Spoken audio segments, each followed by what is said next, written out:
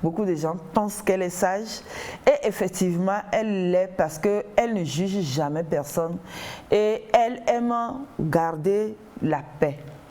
Donc quand vous êtes dans un service avec une telle femme, vous n'allez jamais avoir des problèmes avec elle. Elle accepte, elle supporte et elle aime les gens tels qu'ils sont.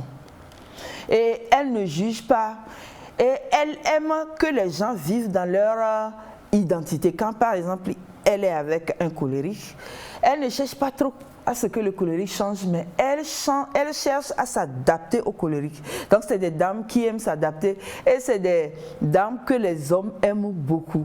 Hein? C'est des dames qui ne manquent pas de conjoints, hein? Ce tempérament, les gens de ce tempérament.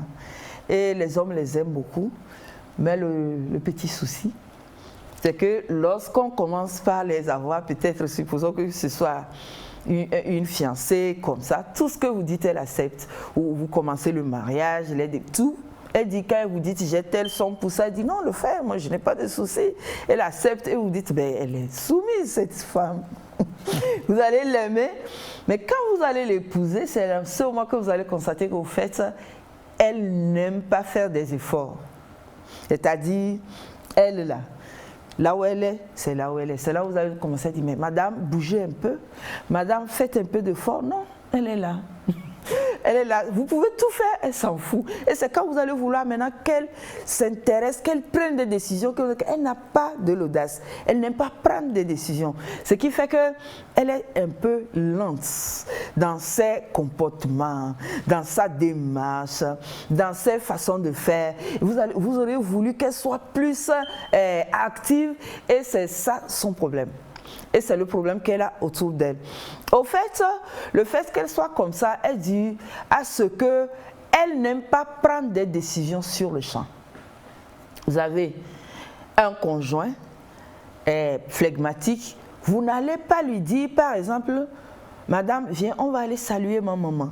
On va au restaurant. Sur le champ, elle n'accepte pas les décisions instantanées. Voilà. Mais quand vous lui dites, madame, est-ce que demain, je voudrais qu'on aille saluer maman demain, vous lui avez donné le temps de se préparer. Parce qu'ils n'aiment pas l'échec, ils aiment prendre des précautions avant de faire les choses. C'est là leur fort. Non, vous ne pouvez pas demander à madame aujourd'hui à recevoir des invités. Elle ne peut pas. C'est-à-dire que j'ai un ami qui vient le soir. Non. Vous pouvez lui dire, le week-end prochain, j'ai un ami qui vient et vous verrez votre femme se préparer. Donc, c'est des femmes qui n'aiment pas faire beaucoup d'efforts physiques, qui font des économies d'efforts. Donc, quand vous êtes avec elles, ne soyez pas étonnés qu'elles soient des femmes qui ne se réveillent pas vite. Hein? Et c'est un peu gênant, mais si vous la comprenez comme ça, vous pouvez l'aider à être moins lente. Si par exemple je sais qu'avec ma femme, je dois aller quelque part à 5 heures, je peux par exemple user de l'alarme pour lui dire, mets ton alarme en marche pour 5 heures, pour qu'on puisse être à l'heure là où on va. Si vous ne le faites pas, vous serez toujours confronté au retard parce qu'elle est très lente dans ses décisions et puis ne la forcez pas.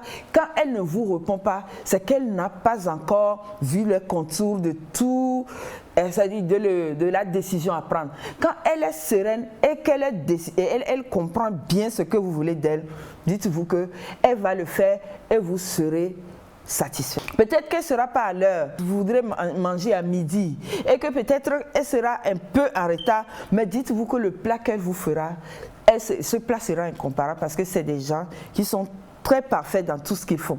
Hein?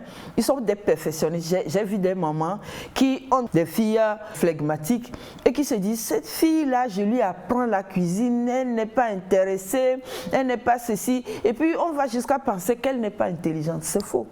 Et après, vous allez constater en allant que c'est une fille intelligente.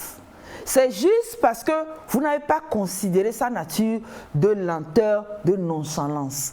Donc, madame, vous êtes nonchalante et vous devez trouver des solutions. Sinon, vous allez un peu fatiguer autour de vous. Hein? Vous devez gérer, faire un deal avec votre nonchalance.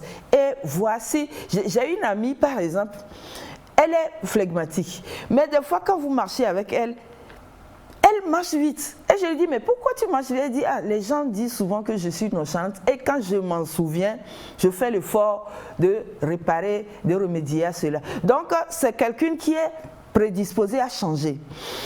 Messieurs, ne comparez pas votre femme flegmatique avec une autre femme. Vous allez échouer. Parce que cette dame ne fera jamais comme l'autre sanguin qui est très excité dans les choses. Elle n'est pas excitée. Vous n'allez pas venir du boulot et puis voir votre femme flegmatique se lever et puis vous faire un bisou.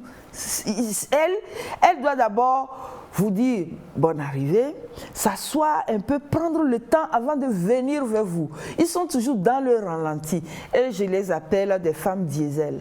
C'est-à-dire, avant de prendre de l'élan, elles prennent un peu de temps comme les voitures diesel. Mais quand vous lui laissez le temps de prendre son élan, vous n'allez pas le regretter. Mais quand vous voulez toujours qu'elle commence quand vous voulez, c'est là où c'est compliqué. Donc, je voudrais plaider en leur cause, mais en même temps leur dire que le fait que vous n'aimez pas prendre des décisions, quand on vous demande quelque chose, vous dites toujours « Oh, je ne sais pas, je ne sais pas ».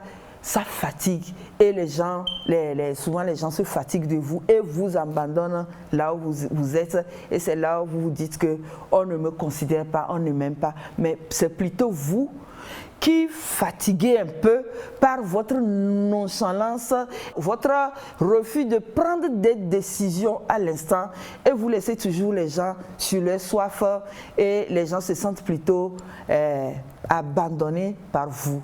Alors que vous êtes des personnes, des peace and love, partout où vous êtes, vous donnez, vous sémez la paix.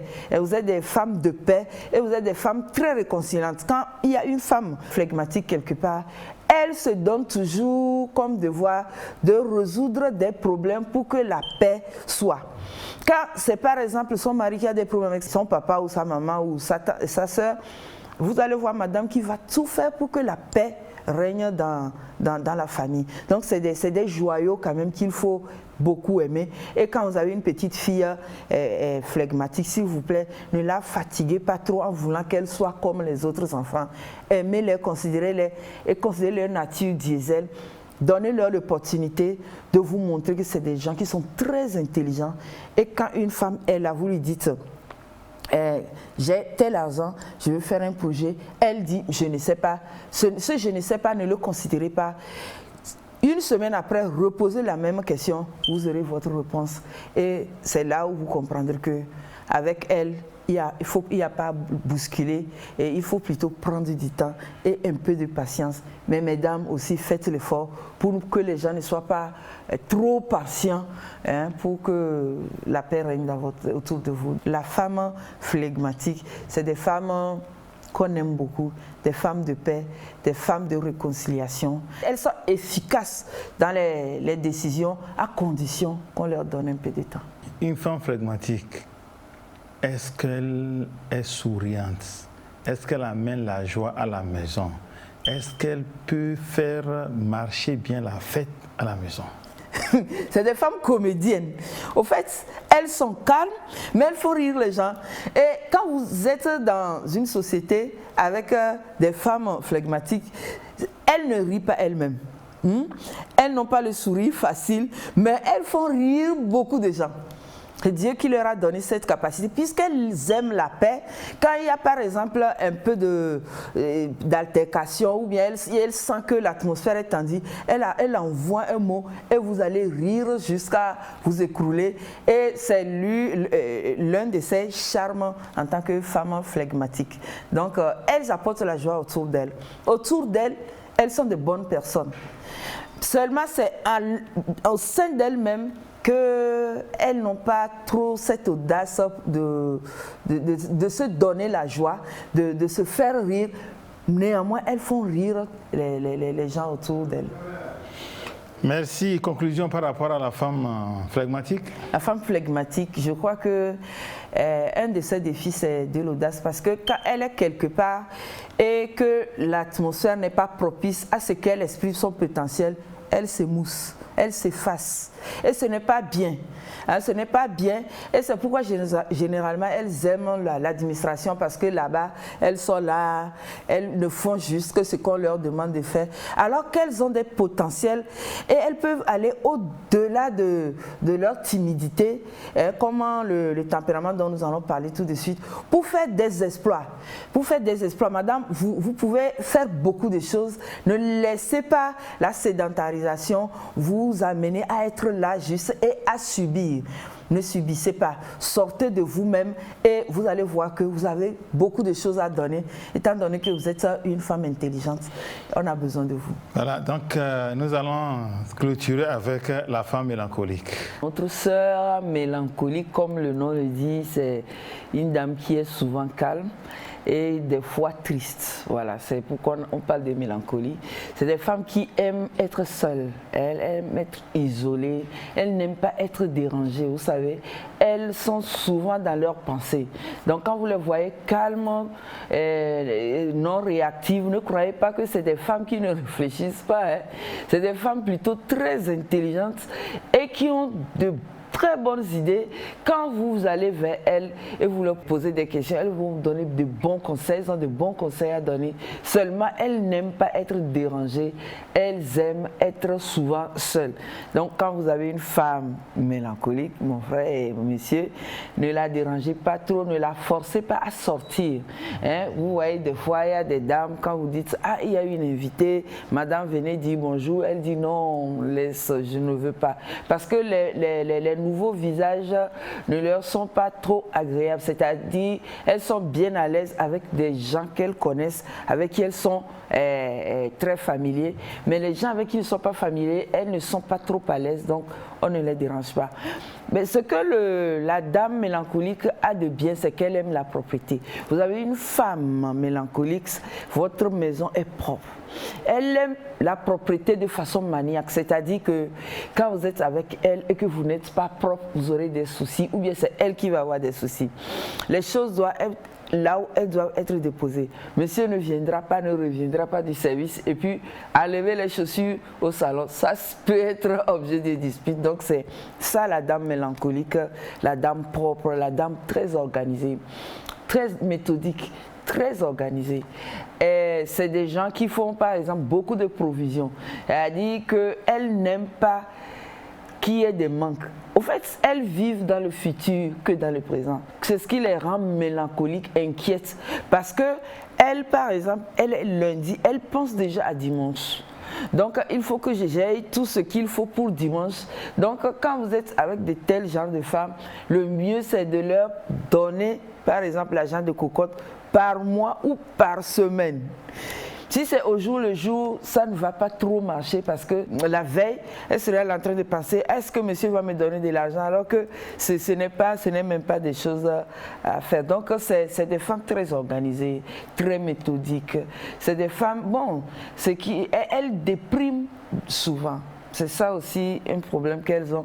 Elles ne dépriment pas pour le plaisir de le faire, mais elles dépriment quand les choses ne sont pas dans les normes. Ce n'est pas des gens avec qui il faut peut-être, comme je l'avais dit, avec le flegmatique, se donner à l'improvisation. Non, si vous voulez, vous avez une femme comme ça, si vous voulez qu'elle reste, qu'elle soit équilibrée, faites tout pour qu'elle n'ait pas à réfléchir, à s'inquiéter pour les choses, pour le lendemain. Et puis, c'est des femmes qui sont très fidèles. Voilà. Mesdames chapeau, c'est des femmes qui sont très loyales, c'est des femmes qui aiment la morale, voilà. Donc ces gens qui n'aiment pas, par exemple, qu'on bafoue la morale, par exemple, elles ont du mal à être avec des gens qui ne sont pas, qui sont impudiques, qui sont déloyales, des gens qui mentent. Ils sont très allergiques à ces genres de personnes, puisque elles-mêmes, elles sont très pudiques. C'est pourquoi, généralement, elles aiment la chose de Dieu. Elles sont souvent à l'église, elles font beaucoup de méditation. Elles aiment être accrochées à une seule ou deux personnes que d'avoir beaucoup d'amis. Donc, quand vous avez une femme comme ça, vous saurez qu'elle n'a pas pratiquement d'amis, ou bien elle n'en a qu'une ou deux, parce qu'elle ne veut pas avoir beaucoup de gens, faire face à des gens qui sont impudiques, déloyaux, etc. Madame, ma soeur, vous avez un problème, c'est que quand vous vous sentez offensé, vous n'arrivez pas à vous défaire, c'est-à-dire à pardonner est difficile pour vous, comme les colériques aussi. Vous avez du mal à pardonner. Mais comme vous ne réagissez pas et que vous mettez tout dans votre tête, ce qui fait que vous ressassez beaucoup ce que quelqu'un vous a fait. Quand, par exemple, vous venez au service et que quelqu'un vous fait mal, au lieu de vous en passer, vous allez être là à ressasser. Ah, il m'a fait ça, pourquoi il m'a fait ça, il n'a pas de... etc. Donc, c'est des dames qui réfléchissent souvent sur ce que les gens leur ont fait et elles ont du mal à délaisser les offenses, c'est-à-dire à pardonner. Donc, si vous êtes avec une dame comme ça, faites tout pour ne pas trop l'offenser. Quand vous la blessez beaucoup, elle devient terne. C'est-à-dire, cette femme que vous avez épousée, propre, que vous aimez, vous allez constater qu'elle ne sera plus la femme attrayante et elle va sombrer dans la dépression et c'est compliqué. Quand vous voyez votre femme qui est calme, qui commence par se bagarrer, vous savez qu'elle est devenue dépressive et c'est là où il faut l'aider, il faut toujours la rassurer. Quand elle est rassurée, il n'y a pas de problème. Mais à part ça, c'est des dames organisées, réfléchies, des dames prévisionnistes. Et c'est des dames que nous aimons beaucoup. Seulement, madame, chaque fois en train de dire ne fais pas autour de toi, ça fatigue. Tu fais un effort aussi pour supporter les autres. Et c'est ce que je crois que nous allons demander à nos mamans. Supporter, faites un effort, petit effort, pour supporter votre mari, pour supporter vos enfants, pour supporter votre belle famille. Faites un effort dans les relations. Voilà. Améliorez votre relation. Pensez aussi aux autres et dites-vous que les autres aussi ont le droit d'être eux-mêmes et pas comme vous. Et vous verrez que vous-même vous serez dégagé. Ce que je vais dire pour terminer, c'est que les tempéraments sont là pour être améliorés. Quand quelqu'un vit dans son tempérament, il se dit que ah, c'est comme ça, moi je suis. Non, ça n'arrange pas les autres autour de vous. Et c'est comme ça, quand l'autre aussi ne fait pas des efforts, c'est compliqué. C'est quand chacun essaie quand même de déterminer et de connaître son tempérament et le tempérament de l'autre et essaie de s'améliorer en s'adaptant au tempérament de l'autre, vice-versa, que les relations peuvent être améliorées autour de nous. Et tout ce que nous disons, les mots, c'est vrai, s'envolent, mais les écrits restent. Heureusement, nous avons conçu un livre, un document qui contient tout ce que nous avons dit, même ce que nous n'avons pas dit, beaucoup de choses que nous n'avons pas dit. Vous pouvez vous en procurer si vous voulez et ça vous fera énormément du bien. Savoir qui je suis, pourquoi je réagis comme ça, comme je suis. Des fois, ce n'est pas l'autre qui est mauvais, mais c'est vous qui ne vous connaissez pas et vous croyez que ce que vous faites est bon, alors que c'est plutôt vous qui offensez l'autre et après vous vous victimisez parce que vous ne vous connaissez pas. Je crois que lorsqu'on se connaît, les relations sont plus relaxes, au boulot, à la maison, etc. Nous sommes ainsi arrivés à la fin de cette émission. Merci d'avoir été les nôtres. Nous allons nous retrouver la semaine prochaine avec un autre thème. D'ici là, je vous dis bye bye.